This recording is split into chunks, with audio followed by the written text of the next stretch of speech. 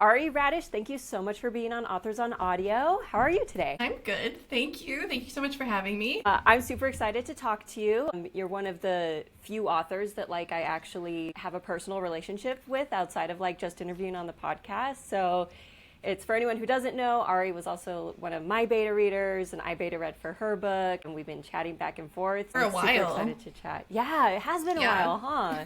You've been there since the beginning of my social media journey, so yeah. Yeah, same pretty much. I think I had 200 followers when we started talking or something like that. I don't think so, because I remember seeing your account and being like, oh, she's a bookstagrammer. I am a bookstagrammer. I feel like you were growing at that point, because I was excited that you had reached back out. Yeah, okay, maybe I had a few extra followers at that point. Either way, it's been a while. We can just dive in and talk about your book and your writing journey. So, Astronomer's Creed is the book, and it is a sci-fi dark academia type of book. How did you land on that genre? Well, as you know, and nobody listening to this will know, I started writing this book 12 years ago as a hobby and an escape, and so a lot of things happened that were not planned. But if I had to sort of ask myself why I landed there, it would probably be because I love boarding school fiction. I grew up loving all of the boarding school movies and TV shows and books, and I just wanted to escape into that environment and build my own school, and that just seemed like the most fun thing to write about. So I think it was more about that. And then in terms of the sci-fi, I've just always had a real love for space and astronomy, and I just wanted that to be a big part of the book. So it felt like a good blend of a school and a school of science. Your passion for astronomy, it comes through in the book. Sometimes, I don't know, you can maybe tell if an author's kind of fudging it, but especially when characters like Purnell and Kovac, who we'll get into in a second, when they're talking, I can see your passion coming through, their speeches and their excitement for this type of thing. Yeah, I think that is accurate, because I definitely drew upon my own interest to build those characters and their interests, just because that's what was fun for me to write about. Here we are. 12 years later. Yeah, still working on it. Yeah, so, going to that, what does your writing process look like these days? To start a book 12 years ago and now to have it where it is, which the last draft you sent me, I mean, I'd say it's publication ready at this point, but how did you go from all those years ago to the version of the book that you have now? I think just for many of those years, it was just an escape. And so I loved writing about the setting and the characters and the friendships and the relationships and my villain. And I just had this really intense love affair with the story itself. And so every time I had a big break from school or I had a break from work, I would start writing again. And it was just so deeply unplanned and chaotic. And then last year, I got laid off from my job in the tech industry, and my book was there. And, it was a comforting place for me to re-enter. And so I just started writing again, and I wrote like crazy, got really, obsessed with writing again. And from there, I finished it. I don't know when I'll really ever call it finished, but I finished a proper draft that I could kind of work with and share and keep editing. And so that was then the beginning of making a social media account and joining the book world, which I hadn't done before. It's been so unplanned. It's just been an escape that turned into something that I was really proud of. And then I thought, why not see if other people like it too? I think when you're that passionate about something, again, it comes through in the writing. Would you say in creating the story, it's quite complex and there's so much mystery there? Even after reading the first book, I still have many questions. Would you say you're more of someone who plots out all of the points? Do you know exactly where the story's going, or are you just kind of seeing what the story gives back to you and going with it? I think now I know where the story is going, and I think after my layoff was really the moment that I figured out exactly where the story was going, because at that point I don't think I fully knew. But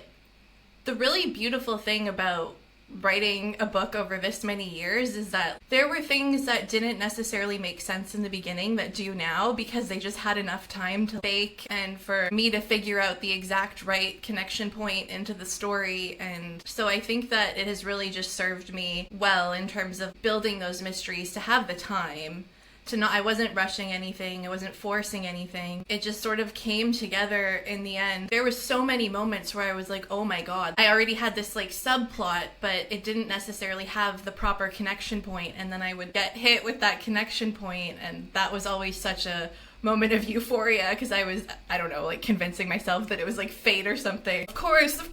I don't plan, but I do think that once I started to take it more seriously, I realized that it needed a plan, especially because it's supposed to be a trilogy, and also just deciding how the first book was going to end and what would be revealed. You have to know then what the second and the third book are also going to reveal, and so it just felt like the moment to finally sit and plan. So I did plan it sort of in this last big round of writing, I guess. Do you feel like your skills as a writer has evolved a lot since you started? Over 12 years, I would think so, right? Yeah, I mean, I've rewritten this book so many times, an uncountable amount of times. So I think it has, and I also think that joining the Bookstagram and Book Talk community was super cool, because I didn't read that much when I was in tech, mostly because I was in tech and so burnt out and did not have time for hobbies, period. And I grew up reading, and into my early adulthood, I loved reading, but it just was something that fell off once I got really deep into the tech industry. And joining the book community was really cool, because I was like, holy fuck, I didn't realize that so many people were reading. It's almost easy to look around and think nobody reads anymore. And I was like, now it seems like everybody's reading. And so I got back into reading, and I think that really also improved my writing. Some of the books that I read, like The Secret History, or I read East of Eden recently, for my writing, I took so much from those books. I think it's just been a slow process of like the iteration constantly, and then really picking up books and seeing what other authors are doing and what kinds of different ways there are to do storytelling. 100%. I agree with that so much. If someone asks me, I think as a writer, two of the most important things you can do to improve your writing is, one, get feedback, and number two, read books that are in your genre, maybe even some books that are out of your genre you can steal and turn it into your own special thing. But I get so shocked whenever I hear a writer say they don't read that much, which I don't hear often, but every now and then I'll be like, how do you improve? I cannot compute that at all. I think coming into it, as I wasn't reading that much, so I kind of might have had that mentality at the start. Look, I wrote this whole book. I didn't read that much while I was doing it, but in that final iteration, it became so clear how important that was, because Donna Tartt taught me how to use the semicolon, you know? And now I love a semicolon. I'm like, fuck, that is a powerful... I need to learn how to use a semicolon. Read The Secret History and you will know how to use the semicolon. Okay, will do. It's actually, my book club's actually reading The Secret History, so I have to read it in the next couple of weeks. I cannot wait to hear what you think. I have so many thoughts. Yeah, I'm excited. She's a great author. I've read The Goldfinch, which is also one of her books. I have that. I haven't read it. She's a masterful writer. Impressive shit. Can I swear? Okay. Yeah. Okay. Yeah, this is my podcast. We swear. In my household, we swear a lot. Let's talk about your book. You write, I would call it a dystopian future so well, but it's not a dystopian book. It just, as I was reading it, it just felt like a realistic projection of what, I think it's 2050, right? That the book takes 2054. Place? 2054. It's just a realistic projection of what 2054 might look like based on the state of the world, with global warming, with wealth inequality, with AI being like just infiltrating everything. So how has the current climate, global climate, influenced the backdrop of this story? I mean, like in every way. I think that all of it is influenced by the current climate, because when you try to write a book in the near future, which I've come to realize is probably one of the hardest time frames you could try to write in, because it's close enough that you don't want to be super wrong in any of your predictions, but far enough away that you can't you can't know what's going to happen, and especially with AI being what it is, and how quickly it's progressing, and how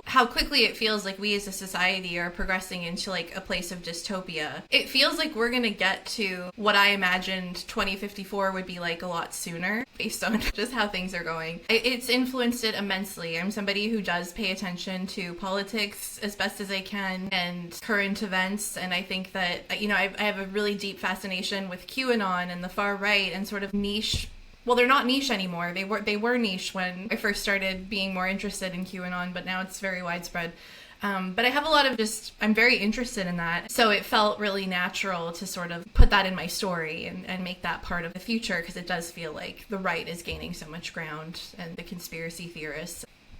Reading book 1, I don't remember feeling a lot of the conspiracy theorists have taken over like they existed. Will that, and you cannot answer this if you want to hold your cards close to your chest, but will that become a little more prominent in later books, like this idea of the very far right QAnon conspiracy theorists coming through in the books, or is it just more inspiration? I think maybe a little bit. I think it's more so the backdrop for the way in which things have progressed with the medical and the pharmaceutical industry, which I do think is relevant, but it isn't like the point of the story, or like a huge, I mean, you could say that like green pharma and big wellness is a bigger piece of the story. But in terms of like how that evolved from QAnon, not so much, because I think one of the things I've really tried to do is make it feel like that stuff's a little bit in the past. It's influenced the present, which is 2054, but I'm telling the story from the perspective of like a 15-year-old.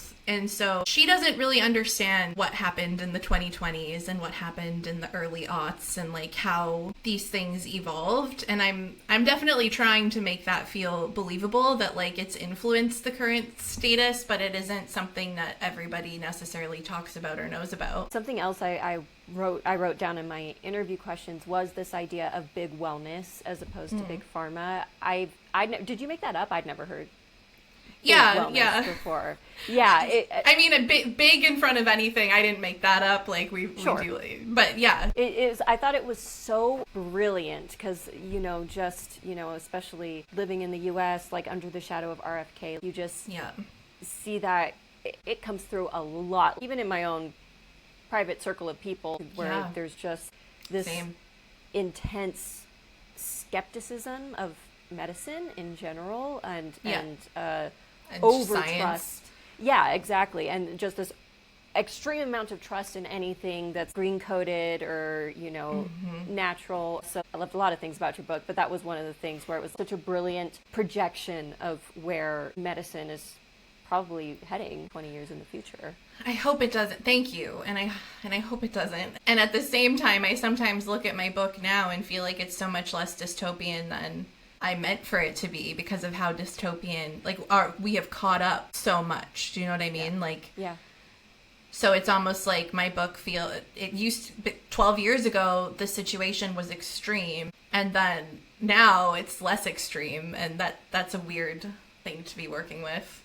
For sure. Yeah. Just slight side tangent, but where I live in Washington, like, the fires are really, really bad right now. Air quality has been like, you can't even go outside. Exactly.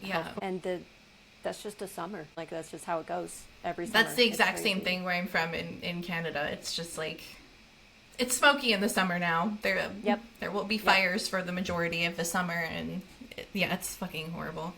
Yeah.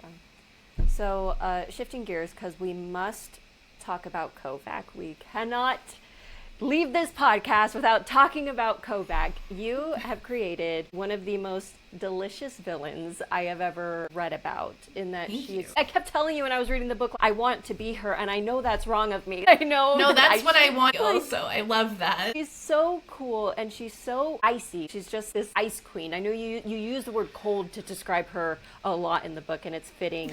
How did Kovac come to be? What was the inspiration there? I'm sure she went through so many iterations overall of your rewrites. How did we get to where we are now? So the biggest single inspiration, I think, for Kovac is Kim Novak's character in Vertigo by Alfred Hitchcock, which is a very old movie. But I remember watching that kind of close to when I started writing Kovac. And I mean, even her name, Natalia Kovac, is a nod to Kim Novak. And I just loved her look, I loved her vibe, I loved her character. So I wanted her to just even look like her. But my love for female villains is very old, and I think my favorite stories center around a very good female villain. I find them to be so compelling when they're done well. And again, not something that we have enough of. And so that was what I wanted to escape into, is that kind of character. I just love her so much that I just love to write about her. And I mean, there are so many inspirations. Kathy Ames from East of Eden is a big inspiration, who's another really fucking amazing female villain. I recently told you had to read White Oleander, which you did, and Ingrid Magnusson is a big inspiration. I don't know if you've seen the movie Cracks. There's a headmistress named Miss G, another big inspiration. I mean, I have loved so many female villains over the years. I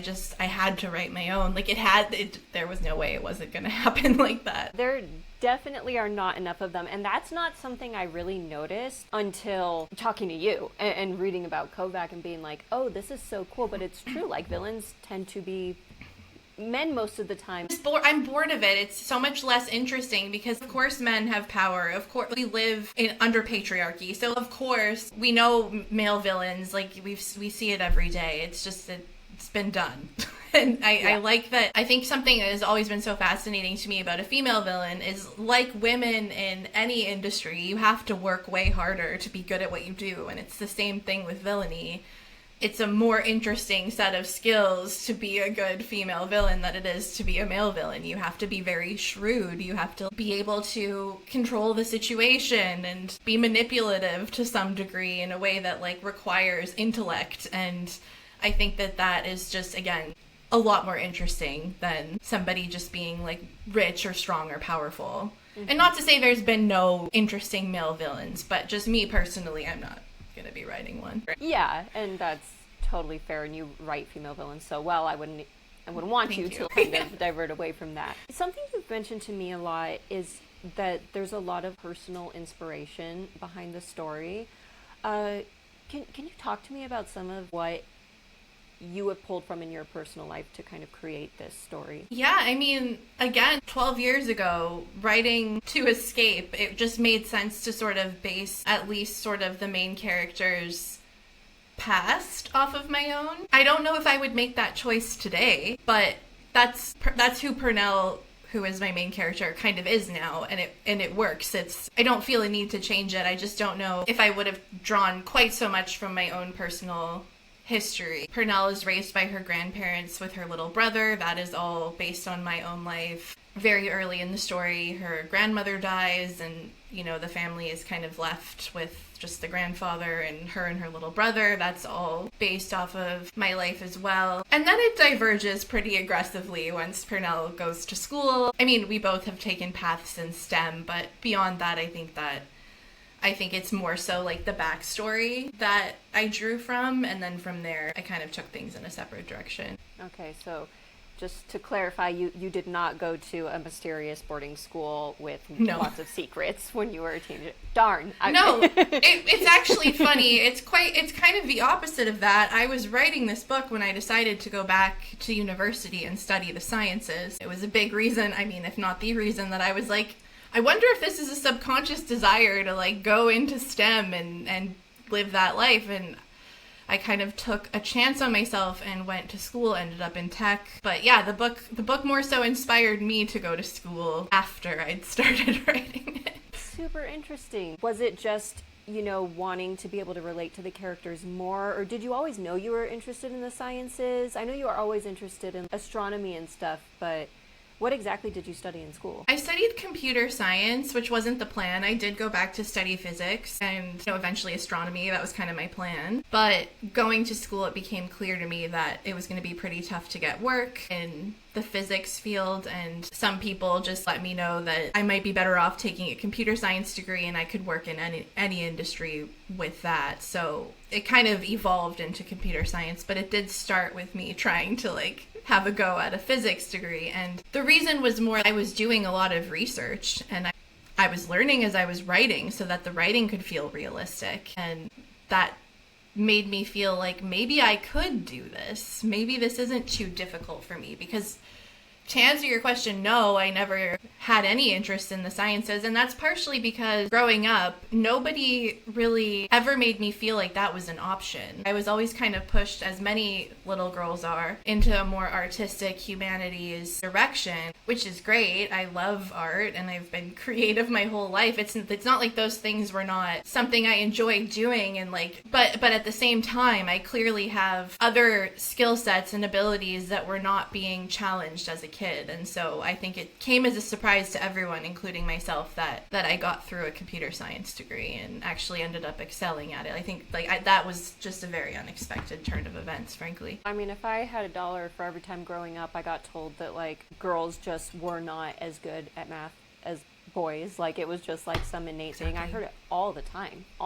And so I started to believe it, and I was I got in my head that I wasn't good at math, and this is, again, just another tangent. I was actually homeschooled until I was 13. Oh, wow. So when I went to public school finally, everyone around me was just like, oh, you're going to need a lot of help with math. You'll need a lot of support. And I get into the math classes, and the teachers were like, you're fine. You don't need all of the... So, I just had so many voices just being like, no, this is going to be so hard for you. And when it wasn't, I'm not a math genius or anything, but I can do it, if I'm in the class, taking the class. Yeah, I feel like most people could do it if they started at the beginning. That's what my advice is. Don't ever just start at a calculus class. That's where everybody is going wrong. They're going to university, they have a calculus prerequisite, or they have a calculus that they have to take, and they just go directly into it. I took high school math again, and I went also, before taking calculus, took a university level beginner math course as well that I didn't have to take. But I just knew I'd been out of school for too long. I was like, I don't know how to long divide. I don't know how to multiply a fucking fraction, So I knew that I was going to have to start from scratch, and that is why I think I was successful, because I didn't skip any of the very preliminary stuff, and I really do believe that most of us could be quite good at math if we started at the beginning and didn't just jump into matrices or something. No, absolutely. That is such a good point. But anyway, going back to the book. It's not a math podcast. It's my podcast. If I want to talk about math, I'll talk about math. But okay, I wanted to talk about your ensemble cast in the book, because you have so many side characters. There's so much diversity in your book, just of life experience and background. Who are some of your favorite side characters to write? What place do you feel they have in the story, and what inspired them?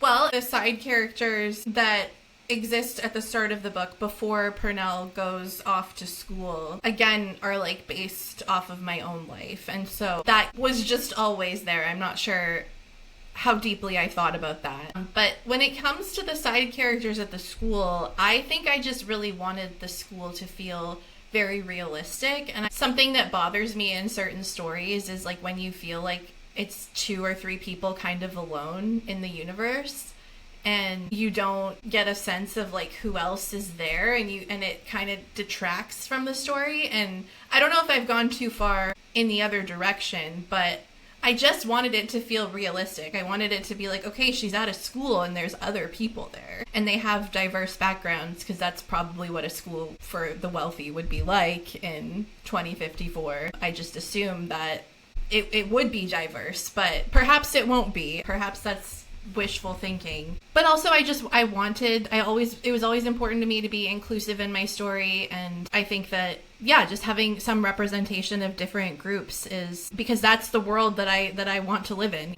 That just made sense. But in terms of who is my favorite, I love writing Eva and Julian's story. I think because I don't feel like I'm really a romance writer. I don't feel comfortable with romance. And then they have this like side plot that is a very romantic side plot. And I think that it was so much easier for me to write the romance about somebody who wasn't a main character. And so I really enjoyed writing that. I have so many side characters. No, you do. There are so many. And I think the nice thing about that is I think anyone picking up your book, wherever they come from, they'll be able to see themselves in one of the characters in your story, because there are so many side characters, and it does seem like they all have a role to play, even some of the smaller ones that don't get as much stage time as maybe like Eva, obviously has a major part to play in the book.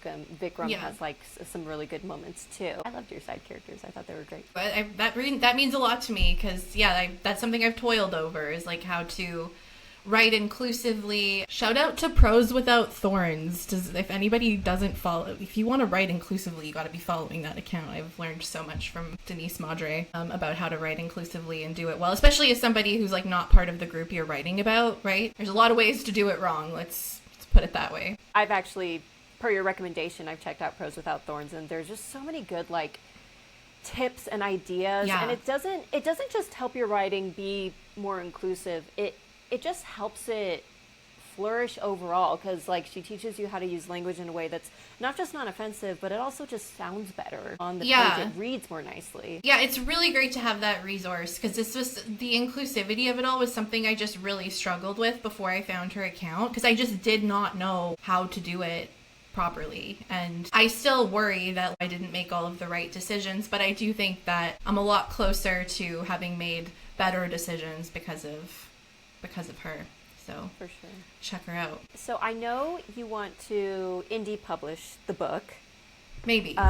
Maybe. Okay, well, talk to me about that. What are your plans for the book? I have no plans for the book. I thought I did, and then my life has taken such a aggressive left turn over the last few months in terms of like the projects I'm focusing on. My book is, I've been writing it for 12 years. I've never stopped loving it. I don't think that thing's going away. I think I'm going to get that out the door at some point. I just feel like it hasn't been as much of a focus lately because I'm working on another project, which I'm sure we'll touch on in a bit. I did want to trad publish. I really thought that would be, I would at least try and I would query. And now I'm becoming very sad and angry with the publishing industry and with sort of the state of like the book industry as a whole. The state of really any fucking industry right now is pretty sad and worrisome. I guess I'll just say it. I'm building a book platform that protects manuscripts from AI, and so the idea of sending my manuscript to a publisher that might put it through AI,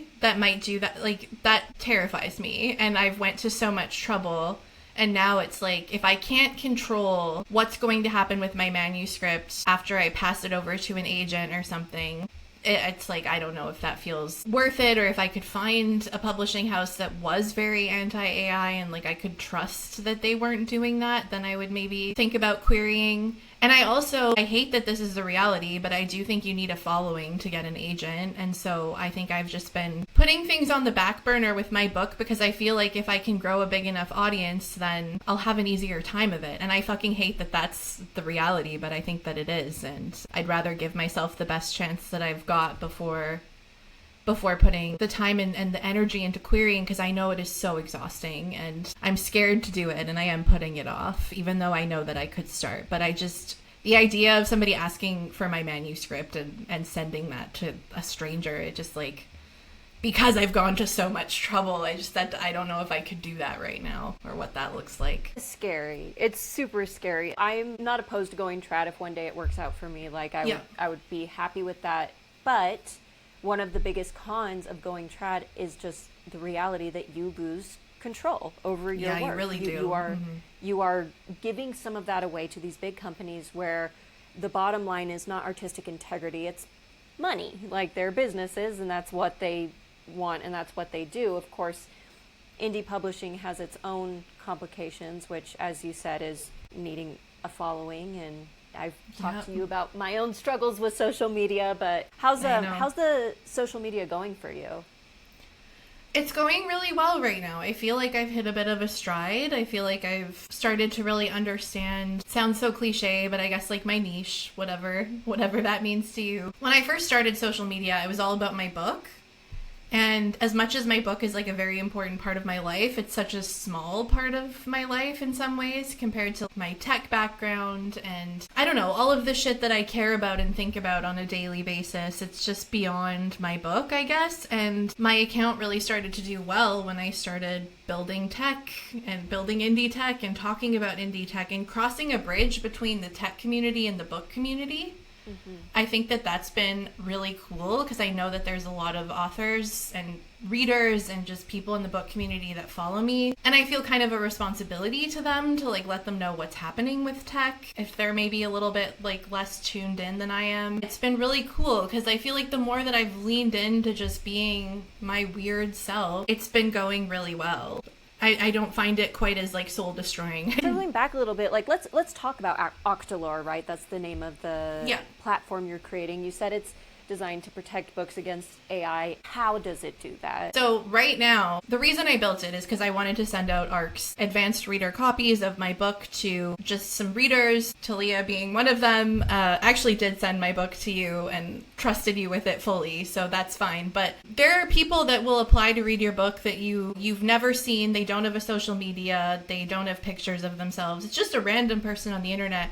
And I was happy to send it to them, but then I found out that Amazon introduced an AI feature into Kindle reading software, and it was not possible to turn it off or opt out. And essentially when you send somebody an EPUB or a PDF and they're a big reader, it's pretty likely that that book is ending up on a Kindle and then that's getting read into Amazon AI. And I couldn't see any way around that using my email or using existing tools for ARC distribution, which all seem to allow downloads. Some of them have like a direct to Kindle button, which is very convenient for readers, but which really compromises people's work. And just like my deep attachment to my story, I was like, I could probably spin something up. So I started spinning something up to distribute my own book. And it was just going to be like, here's the text. You don't download it. You can't copy and paste.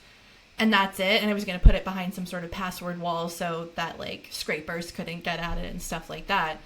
And then that was when I talked about it my first time ever going viral, because everyone was like, please, for the love of God, build this.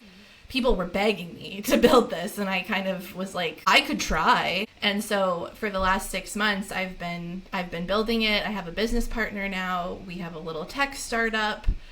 And we are in beta, so we have our first authors and readers on the platform. And the way in which we protect against AI, which was your question, is that we have a whole host of security features. The very basic stuff is you can't copy and paste, you can't select the text, you can't download anything. We also encrypt your book at rest. And so if a database, for example, because AI is being integrated into everything, so I don't necessarily trust a database to store somebody's book, that company, the database company, isn't going to come along and scan stuff in their database. And so we encrypt it on our side so that like nobody can read it except for us because we have the key, right? And so we also chunk the book so nothing is ever stored as an EPUB. Like the EPUB is completely destroyed, and we create a different data structure entirely that no other software would know how to read unless you built it to read this particular data that is holding your book. And we also have digital watermarking. So for every user that reads, there's an invisible digital watermark in your book. So if they do find a way to get text off the platform, which it's very difficult to do, but never impossible, like tech has its limitations. If they do manage to get text off, it's all watermarked with their specific user identification. And so like we'd be able to figure out who leaked it. We have a bot detection. We have custom bot detection. So basically if a user that has been authenticated is trying to run scripts to like get your book in some capacity, we have some custom detection software that just bans people if they're being really suspicious and making suspicious calls to our server. And then, we do very secure session management and secure authentication, and it's invite only. So everything is behind like a secure wall that scrapers cannot bypass, and that essentially, if you're an authenticated user, you're going to see the story, and there's no way to fully protect a book. If somebody wants to transcribe your book, they're going to do that as best as we possibly can, and far greater than what is available today to distribute your book. We are protecting it from both AI and piracy, because piracy, I've been noticing, is, I don't know if it's always been this big of an issue, but I've just seen a lot of people posting lately that they distribute an ARC or a beta and then they look on a pirating site and it's there like 24 hours later. There's just a lot of reasons to protect your book in this day and age, I guess. And nobody seems to want to do that, so here we are. I think it's so cool. It is something that's so needed in this industry. And I think especially for indie authors, I think all authors should be using something to protect their work. But I think indie authors are particularly vulnerable because I agree. we eat up so much of the cost and the labor into publishing our books because we love them and we believe in them and we want them to be out there in the world. I'm in the process of indie publishing my book, and I'm looking at the cost and the time I'm having to put into it and the stuff I'm having to figure out. The thought of somebody snatching my book and putting it just online on a pirating site, it like, it's devastating. Makes me so upset. It is. It really is. It's devastating. I just can't fucking imagine. I mean, I'm so afraid of it that I have gone to this much trouble to make sure that it doesn't happen, because, I mean, we all feel this way about our stories, right? We just have such a deep connection to them. And even if my story isn't that good and, like, nobody would want to copy it or whatever the case may be, it's still so important to me. And I don't want it on a fucking pirating site. And I don't want it being fed into AI because the beta reader got too lazy and didn't want to read the book, and so they thought that they would not admit that and rather feed your precious life's work into AI so that they can pretend that they read it and write a review. I just can't with people. Yeah, if you're beta reading and you decide that it's not for you, authors would stop. Rather you just say that. Like, just authors stop. authors would rather you just say, hey, I'm sorry, I overcommitted, I can't do this right now, than you getting some generic AI feedback and just feeding it into ChatGPT. Like, it is. It's such common sense. Like, again, it's, if you read it very generously, it's that maybe people are afraid to admit that they didn't want to finish the book, and even that is ridiculous and, like, not an excuse, obviously. But if you read it non-generously, it's like, you're just an asshole. Like, why? Yeah. Authors would be less offended by you just saying, I couldn't do this. I would be less offended by getting ghosted. I would rather just get ghosted by a beta reader. Me too. Of course. That. Yeah. So please, beta readers, if you're out there, just be honest, like, about what you can and cannot do. And realize how much work and effort and energy has been put into a manuscript. It might just be the thing you're reading on a Friday night. It's not that for somebody. It's way, way, way bigger than that for somebody. And, like, you just should always treat people's manuscripts with respect. Like, I hate that I have to say that, but. So this is my last question, and it's a fun question. I like this one. And it is just, what are some of your favorite books? You could do songs and movies too. Just your favorite pieces of art that have inspired your writing journey, or just that you like and that you just want to give a shout out to. Oh my gosh. Wow. How far back can we go? Yeah, I mean, I grew up on, like, the weird and the wonderful, the creepy. Like, I love Tim Burton. My favorite Disney movie was Alice in Wonderland. If you can't see, I painted this. These are the young oysters from Alice in Wonderland. I didn't know you paint.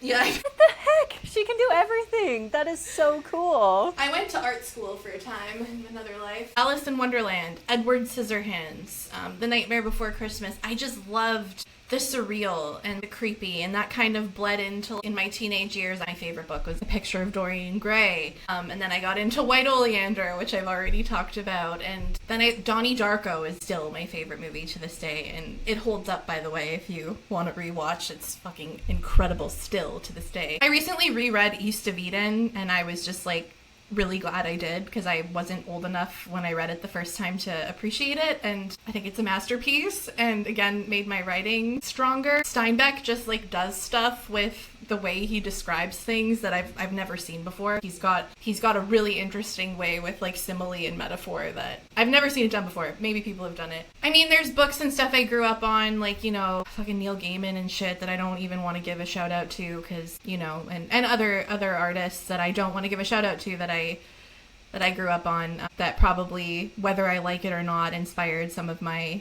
some of my art to some degree. Studio Ghibli has been a big inspiration as well. The visual and like the musical and just the storytelling, I think too, is something we don't get in Western culture. So I've loved watching those movies. Ari Radish, thank you so much for being on Authors on Audio. Everyone, go check out her social media if you want to learn more about Octolore or Astronomer's Creed whenever it'll be ready when it's ready. And what's your Instagram handle? It's Ari Radish, Ari.Radish. I also have a account for Octolore, but everything's connected in my main account. I was also going to say, if you were really interested in what I was talking about today, I am accepting more ARC readers. I have my book on Octolore now, and so there's ways to read it if you're so inclined. But yeah, publishing, not yet.